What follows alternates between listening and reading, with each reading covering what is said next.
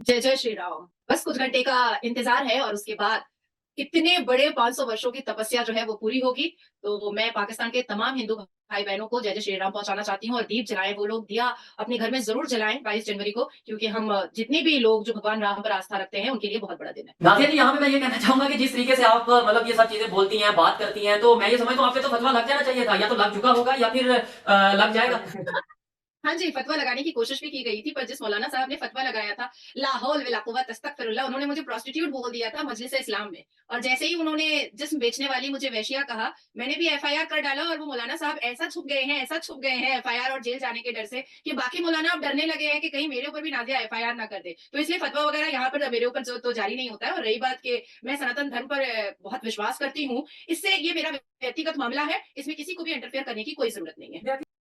Saudi Arabia के शहजादों ने और सऊदी अरबिया की सरकार ने 2 साल पहले ही इस चीज को का निर्णय लिया था। सऊदी अरबिया ने 2 साल पहले ही इस बात को अनाउंस किया था, लेकिन अब इस बात पर उन लोगों ने अपनी सरकार की मुहर लगा दी है और अपने देश की मुहर लगाई है कि वो अपने तमाम स्कूल, यूनिवर्सिटीज वगैरह में एक्स्ट्रा करिकुलम जो एक्टिविटीज होती है उसमें वो रामायण और महाभारत को वो लोग पढ़ाई जाएगी। अब आती है बात के हमारे कल्चर में और हमारे हदीस में, अल हदीस में कई बार इस बात को बताई गई है कि हिंद का जो कल्चर है वो हमेशा बहुत एडवांस रहा है, हमेशा बहुत इंटेलेक्चुअल रहा है। हिंद के कल्चर में प्रोडक्टिव चीजें बहुत ज्यादा रही हैं। जो जो हदीस की बात मैं बता रही हूँ, मैं अपने अपने मुंह से हवाबाजी नहीं कर रही हूँ, हदीस की बात बता रही हूँ। और इसमें भी वो कोई मुझे काट नहीं पाएगा कि प्रॉफिट मोहम्मद हिंद की खुशबू बहुत पसंद किया करते थे। अब आती है बात कि अंग्रेजों की भक्ति तहरीक और कुछ मुसलमानों की अपने से लिखी हुई हदीस की किताबों ने सनातन धर्म को हमेशा हमारे दिमाग में नफरत के स्वरूप डालने की कोशिश की, नफरत के हिसाब से डालने की कोशिश की। हमें हमेशा बताया, जब भी हमने सोचा कि जब हम शेक्सपियर की कहानी पढ़ सकते हैं, जब हम न्यूटन को पढ़ सकते हैं, जब हम विक्टोरिया को पढ़ सकते हैं, तो फिर हम रामायण, महाभारत और भगवत गीता क्यों नहीं पढ़ सकते हैं? जब हम क्रिश्चियंस की बातें पढ़ सकते हैं, तो हम रामायण और महाभारत क्यों नहीं पढ़ सकते हैं? नादिया जी, तो इधर मैं एक चीज कहना चाहूंगा, ये बड़ा बड़ा लॉजिकल पॉइंट है, और मतलब मैं ये समझ पहले भी मैं इसके ऊपर वर्क करता रहा हूँ, सोचता रहा हूँ, लेकिन मेरे ख्याल से पाकिस्तान की, अगर क्योंकि मैं पाकिस्तान में रहता हूँ, पाकिस्तान की बात करें तो हम सिर्फ और सिर्फ हिंदुओं को, जो हमें यहाँ पे थोड़ा बताया जाता है, या फिर अपना यहूदियों को, मतलब जो इसराइल के लोग हैं उनको समझते हैं, मतलब कि भाई ये दुश्मन है। बाकी क्रिश्चियन भी कहीं ना कहीं अहले किताब है, वो मैं तो ये कहता हूँ कोई भी दुश्मन नहीं, हर एक इंसान है, इक्वालिटी है, लेकिन मैं माइंडसेट की बात कर रहा हूँ। भाई हमारी बुक्स में, इंग्लिश की बुक में देख लें, 10th क्लास की, even first year second year की बुक्स में देख लें, मैं ये चैलेंज करता हूँ कि भाई हमारी बुक्स में क्या चीजें मौजूद है। क्या मिस्टर चिप्स, शायद आपने भी वो स्टोरी पढ़ी हो, या इस तरीके से और भी बहुत सी ऐसी चीजें हैं। तो भाई हम अगर उन लोगों को पढ़ सकते हैं, तो इन लोगों को क्यों नहीं पढ़ सकते? ये तो हमारे करीबी हैं, और मैं अगर ओपनली कहूँ कि शायद हम इन्हीं में से हैं। एग्जैक्टली, क्योंकि ये बहुत दूर की तो बात नहीं है शोएब, ये तो 76 साल की ही बात है। क्या ही पता, क्या ही पता। और मैं तो बहुत मतलब स्टैम्प लगाकर बोलती हूँ कि मुझे लगता है 5 पुश्तों के बारे में मेरे माँ बाप ने मुझे हमेशा बताया है, लेकिन छठे पुश्त के बारे में कोई नहीं बता पा रहा है। तो क्या ही पता कि भाई हम भी सनातनी रहे होंगे। नो, और ऐसे ही है, ऐसे ही है। नहीं बोल सकता है कि नहीं, हम दावा नहीं ठोक सकते हैं। अच्छा शोएब, मैं तुमको अपने अपना एकदम मतलब अपनी निजी जिंदगी के बारे में पहली बार मैं तुमको बता रही हूँ, पहली बार मैं किसी कैमरा के सामने बोल रही हूँ। तो मेरी 2006, 7, 8, 9 में बहुत अर्ली एज से पॉलिटिक्स में हूँ और भाषणबाजी में तो बहुत अर्ली एज से हूँ मैं, ठीक है। तो जब तुम मेरी स्पीचेस तुम 2006, 7, 8, 9 की देखोगे, मैं बहुत शॉर्ट टेम्पर्ड थी, बहुत शॉर्ट टेम्पर्ड। मतलब किसी को कुछ ना समझना, एक डिक्टेटरशिप अंदर में रहना है, एक ऐसी वाली एक हरकत मेरे अंदर की, चलो हटो, मैं ये हूँ तुम बाहर रहो। जैसे जैसे मैंने रामायण, महाभारत, भगवत गीता पढ़ा है, मेरे अंदर जो एक शांति आई है, मेरे अंदर जो एक लगन आई है, मेरे अंदर जो एक ठहराव आया है, वो मैं शब्दों में बयान नहीं कर सकती हूँ। I know what I am right now and I know what I was on that period, on that scenario. मैंने अपने आप को अपने सामने सिर्फ कुछ सनातनी धार्मिक किताबों को पढ़ करके चेंज होते हुए देखा है। मेरी जुबान में मिठास आई है, मेरे मेरे सोच बूझ में एक ठहराव आया है, मेरे अंदर से घमंड निकल गया है। हालांकि मेरे नाम का मतलब ही घमंडी है, नाजिया का मतलब ही घमंडी होता है। नाज नाज तो मैं, करने वाला। हाँ, तो वो सारी चीजें मैंने खुद अपने अंदर चेंजेस देखे हैं। 22nd January function, a completely political Narendra Modi function.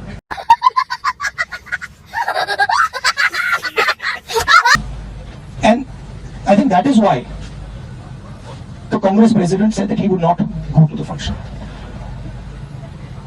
We are open to all religions, all practices.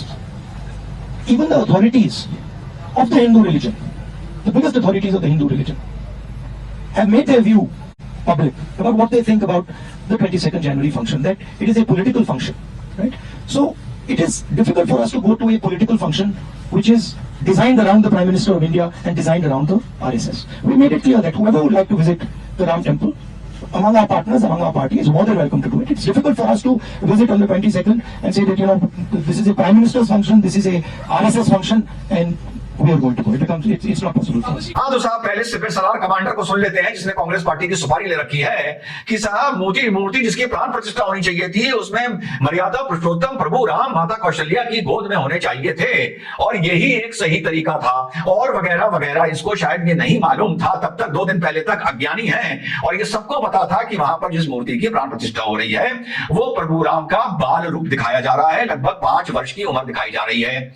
बोलने को कुछ है नहीं, लुटिया डूब चुकी है, कम से कम धर्म के नाम पर लुटिया डूब चुकी है। तो इन्होंने कहा कि साहब जस्ट बॉर्न प्रभु राम को माता कौशल्या की गोद में क्यों नहीं दिखाया। अगर ये बंदे में जरा भी अकल होती तो जहां जहां भी लड्डू गोपाल की को पूजा जाता है या जहां जहां भी लड्डू गोपाल विराजमान है तो भाई वहां पर क्या उनको माता देवकी की गोद में दिखाया गया है। इस जाहिल हिंदू से ये पूछो कि जहां बालाजी में जो जयपुर के लखनऊ के रूप में पड़ता है वहां मैं स्वयं गया हूं, बालाजी यानी बाल हनुमान जी, वहां पर क्या हनुमान जी की मूर्ति माता अंजनी या माता अंजलि के साथ दिखाई गई है? ऐसा कहीं भी नहीं है। पर इनको मुंह से बकवास करनी है, अपनी फज्जत करवानी है। एक पार्टी और एक कौम अगर इस देश में अहद कर ले, कसम खा ले कि हम बोलना बंद कर देंगे तो उस पार्टी और उस कौम का बहुत बहुत फायदा हो सकता है। रोज आते हैं इस उम्मीद पे आज जीतेंगे, कल जीतेंगे, परसों जीतेंगे, रोज हारते हैं। पर जो वो ये कह रहे हैं कि राम के नाम पर पॉलिटिक्स हो रही है, तुष्टीकरण हो रहा है, फलाना हो रहा है, एजेंडा बनाया जा रहा है। जैसा मैंने पहले कहा था यार, तुम्हें कितने मौके मिले थे, तुम इस मैटर को पहले सॉल्व कर दिए होते। बार बार मैं बोलता हूं कि विपक्ष कभी ये तसव्वुर, ये कल्पना भी नहीं करता था कि वहां पर एक दिन राम मंदिर स्थित होगा और प्रभु राम के बाल रूप की वहां पर प्राण प्रतिष्ठा हो रही होगी। आज से लगभग 105 साल पहले इसी कांग्रेस पार्टी ने धर्म मजहब के नाम पर इस देश में खिलाफत मूवमेंट को हवा दी थी। खिलाफत मूवमेंट को हवा दी गई थी। पहले बता दूं संक्षेप में, खिलाफत मूवमेंट किया जो पहले ऑटोमन एम्पायर था वर्ल्ड वॉर 1 में, वो एंटी अलाइड फोर्सेस यानी एंटी ब्रिटिश फोर्सेस के साथ जर्मनी के साथ मिल गया था। उसके बाद जब वर्ल्ड वॉर 1 में जर्मनी हारा तो अलाइड फोर्सेस ने जाकर ऑटोमन एम्पायर के टुकड़े कर दिए और ऑटोमन एम्पायर को काट के छोटे सा एक राष्ट्र तुर्की बना दिया। ऑटोमन एम्पायर ने अपने आप को खलीफा घोषित किया था। हमारे नबी, हमारे पैगंबर के पर्दे के बाद 4 रशीदन खलीफा आए। उसके बाद जो भी खलीफा आए उनको आसान भाषा में आप एक राजा मान सकते हैं। सुन्नियों ने अपनी कौम के सर्वा को या अपनी कौम के सरपरस्त को पूरी दुनिया में खलीफा माना और शिया भाइयों ने उनको इमाम माना। तो साहब, तो ऑटोमन एम्पायर ने अपनी खिलाफत डिक्लेयर कर दी कि हम हैं खलीफा, पूरी दुनिया के मुसलमानों के, खासतौर से सुन्नी मुसलमानों के हामी हैं। तो जब ब्रिटेन ने वर्ल्ड वॉर 1 में ऑटोमन एम्पायर की खलीफत कूट के खत्म करी और उसे छोटा सा काट के एक राष्ट्र बना दिया तो वहां पर एक लड़ाई शुरू हुई कि यह गलत हो रहा है और हमारे खलीफा मूवमेंट को या हमारी खलीफत की जो चेन है उसे नहीं तोड़ा जा सकता।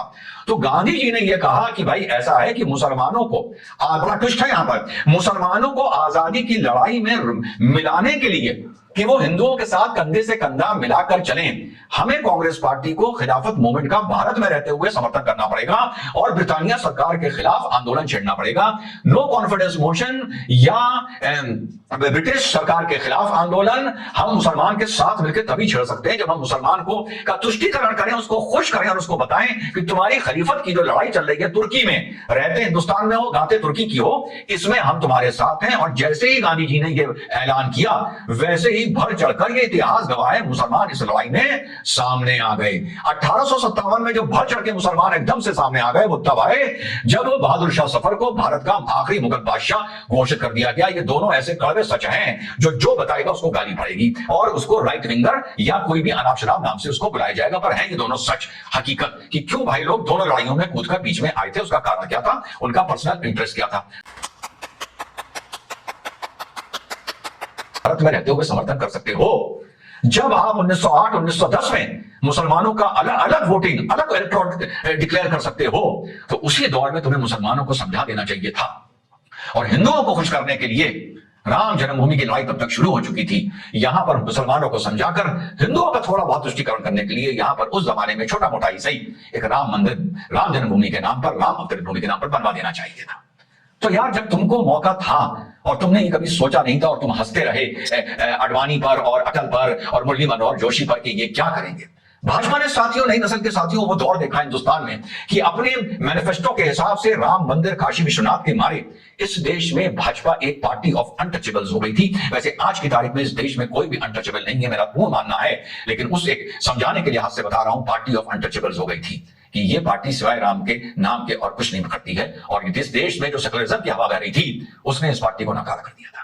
राहुल गांधी के लिए बस इतना ही कहना चाहूंगा 22 जनवरी से पहले कि जो तुमने सनातनों की रामलला एक्सप्रेस लाल झंडी दिखाकर स्टेशन पहुंचने से पहले आउटर पर रोकी थी, जो तुमने उस ट्रेन के सामने रामलला एक्सप्रेस, सनातनियों की एक्सप्रेस की तुमने जो पटरियां उखाड़ी थी, और तुम वहीं पर खड़े होकर नब्बू खान की दुकान पर सेकुलरिज्म के कबाब पराठे खा रहे थे, तुमने ध्यान ही नहीं दिया, तुमने कॉग्निजेंस ही नहीं लिया, तुमने मजाक उड़ाया, तुमने हल्के में लिया कि एक अटल और एक अडवाणी आए और इस वो पटरी जो तुमने रामलला एक्सप्रेस की उखाड़ी थी कि वो अपने स्टेशन तक ना पहुंचे, उन्होंने आके उस पटरी को जैसे तैसे कर जोड़ तोड़ कर वेल्डिंग डेंटिंग कर थोड़ा बहुत सीधा कर दिया और रामलला एक्सप्रेस को चलाने की कोशिश करी, पर वो नाकामयाब रहे। तुमने सोचा भी नहीं था जिसका तुम मजाक उड़ाते थे, नरेंद्र मोदी आएगा और वो आकर इंजन पर चढ़ेगा, सीटी मारेगा, पीछे से योगी आदित्यनाथ एक हरी झंडी दिखाएगा और ट्रेन उन टूटी हुई पटरियों को पार करते करते 22 जनवरी को रामलला के स्टेशन पर, अयोध्या के स्टेशन पर पहुंच जाएगी। तुमने सोचा ही नहीं था। अब तुम जितना भागो, जितना बहाना बनाओ,